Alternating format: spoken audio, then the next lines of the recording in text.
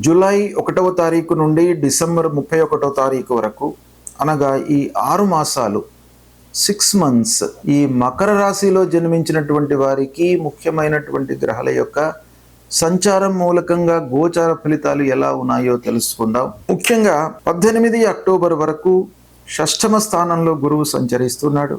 ఈ 6వ స్థానంలో సంచరించడం ప్రతికూలం. అయితే మకర రాశి వారికి 6వ స్థానం గురువు సంచారం మూలకంగా శత్రువుల యొక్క బాధ పెరుగుతుంది. అంటే గిట్టని వారు మనకు సమాజంలో పెరుగుతారు. మన గురించి ఆలోచించడము, ఈర్ష్య అసూయ భావాలు పెరగడము, తద్వారా మనకు దృష్టి దోషాలు, అంటే మనపైననే వాళ్ళ యొక్క మనస్సు, దృష్టి అన్నీ ఉండడం మూలకంగా ప్రతి విషయాన్ని అబ్జర్వ్ చేస్తూ మనకు ఏ విధంగా అనర్థాన్ని తెచ్చిపెట్టాలి, కలిగించాలి అనేటువంటి భావనలో ఉన్నటువంటి వాళ్ళ యొక్క సంఖ్య పెరిగే అవకాశం ఉంది. కనుక కొంత జాగ్రత్తగా ఉండాలి. మనతో ఎవరైతే క్లోజ్గా మూవ్ అవుతున్నారో వాళ్ళ మూలకంగా కూడాను మనకు అనర్థము కలిగేటువంటి అవకాశాలు ఉన్నాయి. ఇక ఆత్మీయుల నుండి విమర్శలకు గురి అవుతారు. స్నేహితులు, బంధువులు, దగ్గర వాళ్ళు, వీళ్ళందరూ కూడాను మీకు వ్యతిరేకంగా వచ్చే అవకాశాలు ఉన్నాయి. అనవసరమైనటువంటి విషయాలను ఆలోచించడం మూలకంగా కొంత మానసిక ఇబ్బందికి గురవుతారు. అధిక ప్రయాణాలు కూడాను ఈ సమయంలో ఉన్నాయి. ఉద్యోగస్తులకు, వ్యాపారస్తులకు, వృత్తి లోపల ఉన్నటువంటి వారికి కార్యభారం పెరుగుతుంది. తద్వారా ఆరోగ్యాన్ని నిర్లక్ష్యం చేస్తారు. కనుక ఆరోగ్యానికి ప్రథమ ప్రాధాన్యత ఇవ్వాలి. ఈ షష్ఠమ స్థానంలో సంచరిస్తున్నప్పుడు మీరు ఆరోగ్యానికి ముఖ్యంగా ప్రాధాన్యత ఇవ్వాలి.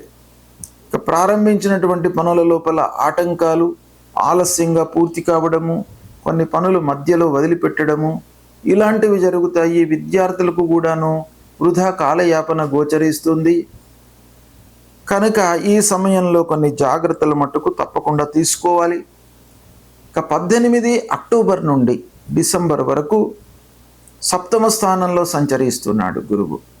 ఇది చాలా అనుకూలమైనటువంటి సంచారము. ఈ సంచారం మూలకంగా ముఖ్యంగా వ్యాపారస్తులకు బాగా కలిసి వస్తుంది. భార్యాభర్తలు అన్యోన్యంగా ఉంటారు. వ్యాపారస్తులు ముఖ్యంగా పార్ట్నర్స్తో అన్ని విషయాలను కూడాను చర్చించి నిర్ణయాలు తీసుకుంటారు. తద్వారా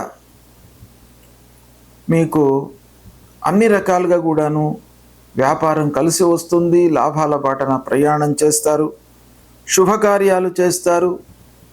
పిల్లల యొక్క చదువు, ఉద్యోగము, సెటిల్మెంటు, ఈ విషయంలో మీరు బాగా ఆలోచిస్తారు. వాళ్లను ఒక మంచి స్థాయిలో నిలపడానికి ఎన్ని విధాలుగానైతే అవకాశాలు ఉంటాయో అన్ని అవకాశాలను కూడాను ఉపయోగించుకుంటారు.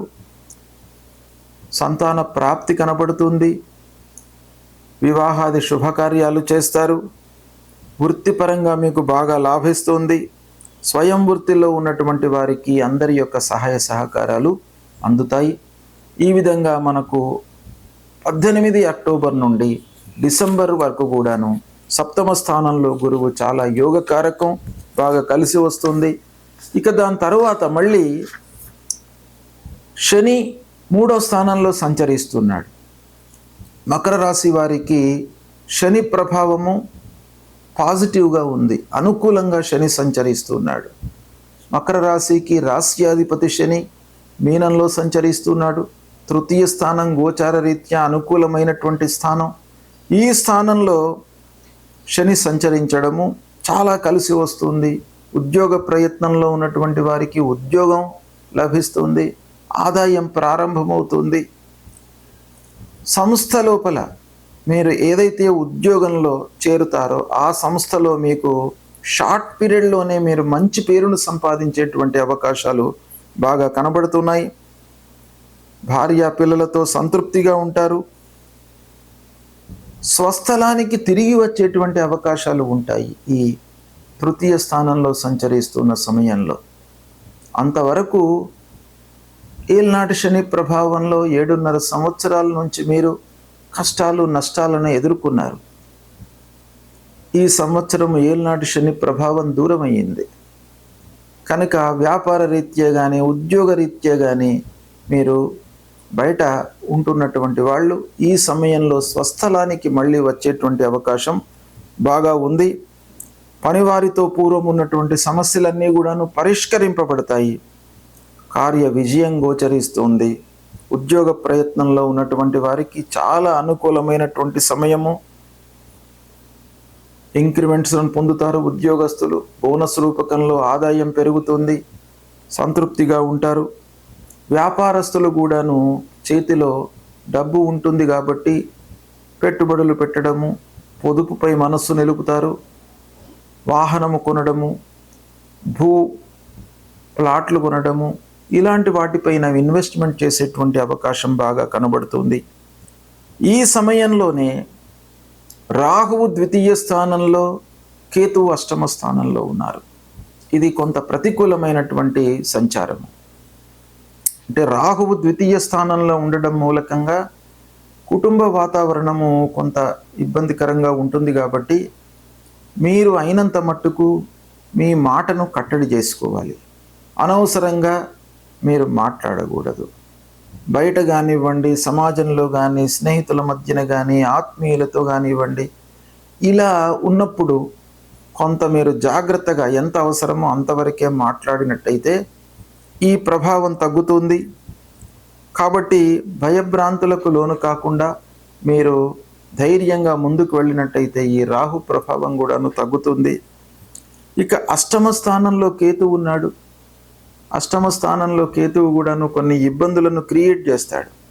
అయితే అటువైపున శని మీకు అనుకూలంగా ఉన్నాడు కాబట్టి ఈ కేతు ప్రభావము, రాహు ప్రభావము కొంత తగ్గేటువంటి అవకాశాలు ఉన్నాయి. కాబట్టి అయినప్పటికీ అధైర్యానికి లోను కాకుండా ధైర్యము, సాహసము ప్రదర్శించాలి. మీరు బుద్ధి కొంత ఉపయోగించి పనులు చేయడము, ప్రతి విషయంలోనూ లోతుగా ఆలోచించి మీరు నిర్ణయాలు తీసుకున్నట్టయితే సత్ఫలితాలను పొందే అవకాశాలు బాగా ఉన్నాయి. అయితే మకర రాశి వారికి ఈ 6 మాసాలు జూలై టు డిసెంబర్ ఆలోచించినట్టయితే గురు షష్ఠమ స్థానంలో ప్రతికూలంగా ఉన్నాడు. తదనంతరం గురు బాగానే ఉన్నాడు, శని బాగున్నాడు, రాహు కేతువులు కొంత ప్రతికూలంగా ఉన్నారు. కనుక 50% మీకు అనుకూలత ఉంది ఈ 6 మాసాల లోపల. ముఖ్యంగా రాశ్యాధిపతి యొక్క అనుకూలత ఉంది. శనీశ్వరుడు మీకు అనుకూలంగా ఉన్నాడు కాబట్టి చాలా మట్టుకు మీకు కలిసి వస్తుంది. దాన్ని మీరు సద్వినియోగపరుచుకున్నట్టయితే మీకు అన్ని రంగాలలో ఉన్నటువంటి వారికి కూడాను విజయ సూచన కనబడుతుంది. ముఖ్యంగా మకర రాశి వారికి ఈ సూర్య భగవానుడు తులారాశిలోకి వచ్చినప్పుడు దశమ స్థానంలో సంచరిస్తూ ఉంటాడు. అంటే దశమ స్థానంలో తులారాశిలోకి 17 అక్టోబర్ నుండి 16 నవంబర్ వరకు సూర్యుడు దశమ స్థానంలో ఉంటాడు. దాని తర్వాత మళ్ళీ ఏకాదశ స్థానంలోకి వస్తాడు. అంటే 17 అక్టోబర్ నుండి దాదాపు డిసెంబర్ వరకు కూడాను మీకు ఇటువైపున గురువు బాగున్నాడు, శని బాగున్నాడు, సూర్య భగవానుడి యొక్క అనుకూలత కూడాను ఆ సమయం లోపల ఉంది. కాబట్టి ఈ 6 మాసాల లోపల ముఖ్యంగా మీకు బాగా కలిసి వచ్చేటువంటివి అక్టోబర్ 18 నుంచి డిసెంబర్ ఎండింగ్ వరకు. ఈ సమయాన్ని మీరు బాగా ఉపయోగించుకున్నట్టయితే అద్భుతమైనటువంటి ఫలితాలను మీరు పొందే అవకాశాలు ఉన్నాయి. ఈ సమయాన్ని మీరు సద్వినియోగపరచుకోండి.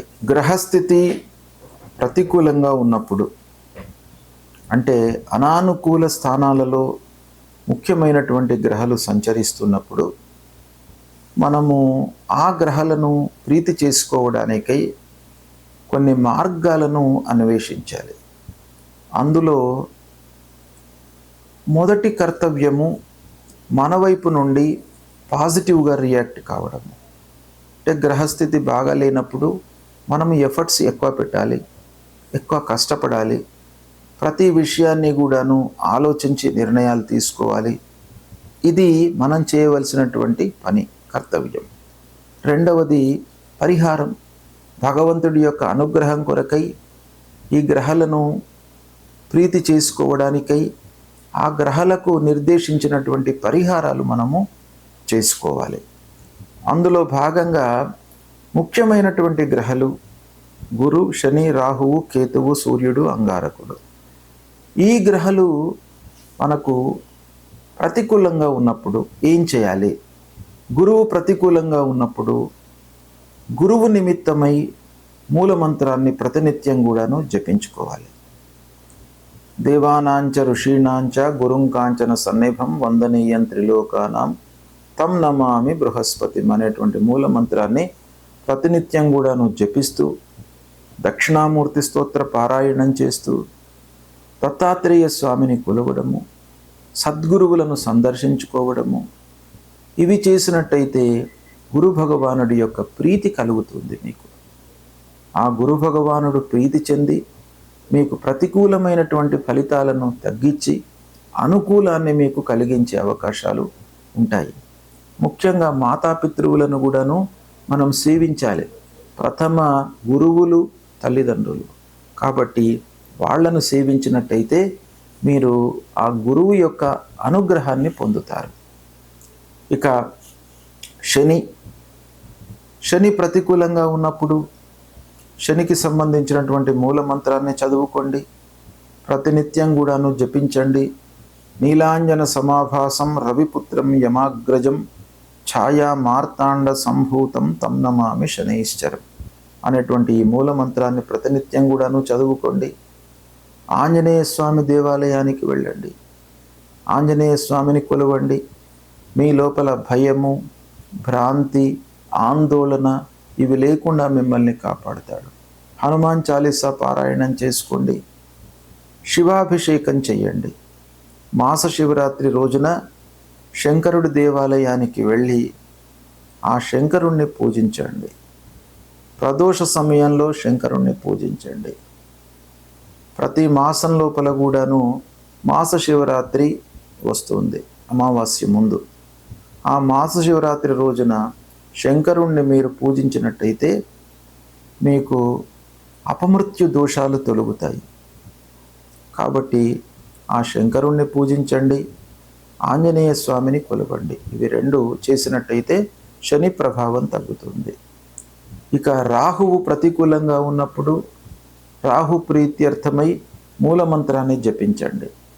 అర్ధకాయం మహావీర్యం చంద్రాదిత్య విమర్ధనం సింహికా గర్భ సంభూతం తం రాహుం ప్రణమామ్యహం. ఈ మూలమంత్రాన్ని ప్రతినిత్యం కూడాను చదవండి. అమ్మవారిని కొలవండి. దుర్గామాత, రాజరాజేశ్వరి అమ్మవారిని, మహాకాళి, మహాలక్ష్మి, మహాసరస్వతి ఈ అమ్మవారి స్వరూపాన్ని, ఆ దుర్గామాతను కొలిచినట్టయితే తప్పకుండా రాహు ప్రభావం మీకు తగ్గుతుంది. రాహు కలిగించేటువంటి దుష్ప్రభావం తగ్గి అమ్మవారి అనుగ్రహం మూలకంగా మీకు మంచి ఫలితాలు కలుగుతాయి. ఇక కేతువు ప్రతికూలంగా ఉన్నప్పుడు గణపతిని మీరు సేవించండి. విఘ్నాలు కలిగే అవకాశాలు ఎక్కువ ఉంటాయి. మానసికంగా చంచలత్వాన్ని ఇస్తాడు. కాబట్టి మీరు ఆ గణాధిపతిని పూజించినట్టయితే మీకు ఆ కేతువు ప్రీతి చెంది కేతువు మూలకంగా కలిగేటువంటి దుష్ప్రభావం తగ్గుతుంది. అంతేకాకుండా కేతువుకు సంబంధించినటువంటి మూలమంత్రాన్ని ప్రతినిత్యం కూడాను చదువుకోండి. ఫలాశ పుష్ప సంకాశం తారకా గ్రహమస్తకం రౌద్రం రుద్రాత్మకం ఘోరం తం కేతుం ప్రణమామ్యహం. ఈ మూలమంత్రాన్ని చదువుకోండి. మీకు ఈ గ్రహాలు ప్రీతి చెంది దుష్ప్రభావము తగ్గే అవకాశాలు ఉంటాయి. కాబట్టి ఈ ప్రతికూలంగా ఉన్నప్పుడు ఆ భగవంతుణ్ణి కొలవడము, కీర్తన చేయడము, లలితా సహస్రనామ పారాయణం చేయడము, విష్ణు సహస్రనామ పారాయణం చేయడము, సూర్య నమస్కారాలు చేయడము, సుబ్రహ్మణ్య స్వామిని కొలవడము, ఇలాంటివి మీరు చేపట్టినట్టయితే ఆ గ్రహాల మూలకంగా కలిగేటువంటి దుష్ప్రభావము పూర్తిగా నిర్వీర్యమవుతుంది. ఆ భగవంతుడి యొక్క అనుగ్రహానికి మీరు పాత్రులవుతారు, శుభ ఫలితాలను పొందుతారు. తప్పకుండా ఈ పరిహారాలను పాటించండి.